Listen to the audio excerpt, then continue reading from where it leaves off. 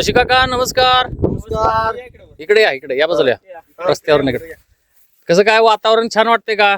हो, मन प्रसन्न झालं का? मन प्रसन्न वाटलं. वाईला आलेगत वाटलं, महाबळेश्वरला आलेगत वाटलं. मस्त वातावरण, महाबळेश्वरपेक्षाही सुंदर. सुंदर. महाबळेश्वरला जाऊन सुद्धा असं वातावरण नसते. येणार जमणार पण नाही. अद्भुत निसर्गाची अनुभूती. हं. ते तळ पण आहे छोटस. होय. हं. छोटंसं. छोटस तसंच आहे. उन्हाळी पण पाणी असं तर हं. सरडा सरडा थांब आलो. हो, अंगावर येईल. उडी मारणार गाड्या तो. ते बघ. अरे, माझ्याकडे कुठे हो हो, इकडे या, इकडे. सायकल आणायला लागला. अरे, काय नाही. थोडंफार सुपारी पण आपल्याकडे असं तेच न्यायचे. बॅगेत बघून किती बघून ठेवा. आली की इकडे असं. मस्त वाटतं.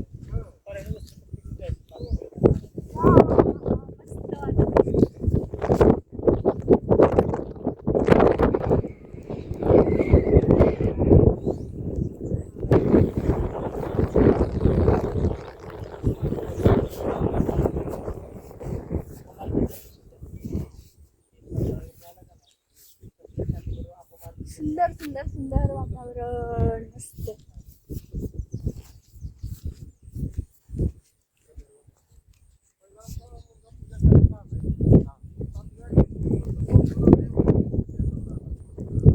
अत्यंत सुंदर निसर्गरम्य वातावरण. Enjoy enjoy.